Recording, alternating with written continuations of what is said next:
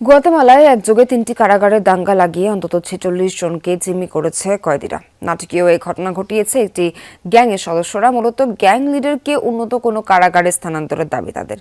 জেলখানায় বিভিন্ন আসবাবপত্র আগুন দিয়ে পুড়িয়ে দেওয়া হয়েছে। জিম্মিদের উদ্ধারে এরই মধ্যে তৎপরতা শুরু করেছে নিরাপত্তা বাহিনী। তবে এ ঘটনায় এখনো কোনো হতাহতের তথ্য পাওয়া যায়নি।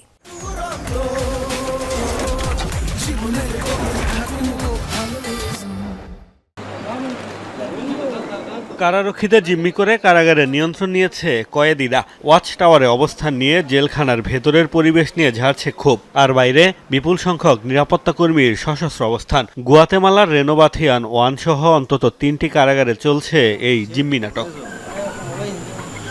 কর্তৃপক্ষ জানায়, স্থানীয় সময় শনিবার হঠাৎ একযোগে কারাগারগুলোতে দাঙ্গা শুরু করে ব্যারিও 18 গ্যাংয়ের সদস্যরা। এ সময় বেশ কিছু আসবাবপত্রে আগুন ধরিয়ে দেওয়া হয়। জিম্মি করা হয় 46 জনকে, যাদের মধ্যে বেশিরভাগই গার্ড, তবে একজন মনোবিজ্ঞানীও রয়েছে।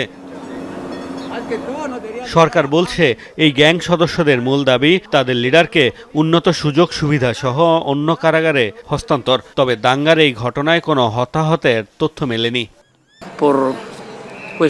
দুশ্চিন্তার বিষয় হলো, বন্দীরা কারাগারের ভেতরে থাকা কিছু গদি এবং অন্যান্য জিনিসপত্র পুড়িয়ে দিয়েছে। তাদের দাবি, তারা কারাগারের ব্যবস্থাপনায় অসন্তুষ্ট। কারাগার ব্যবস্থাপনার প্রধান জানিয়েছেন, যারা ওয়াচ টাওয়ারের বন্দীদের নিরাপত্তার দায়িত্বে ছিলেন তাদের তারা জিম্মি করেছে।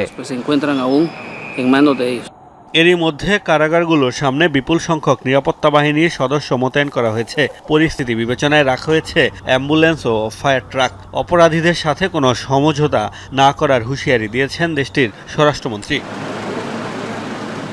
গুয়াতেমালায় বিভিন্ন গ্যাংয়ের ব্যাপক তৎপরতার কারণে কারাগারে অপরাধীদের জায়গা দিতে হিমশিম খেতে হয় কর্তৃপক্ষকে। জেলখানাগুলোর ভেতরেও রয়েছে গ্যাংগুলোর প্রভাব, আর তাই প্রায়ই ঘটে জিম্মি ও হামলার মতো ঘটনা। মোস্তফা মাহমুদ, যমুনা নিউজ।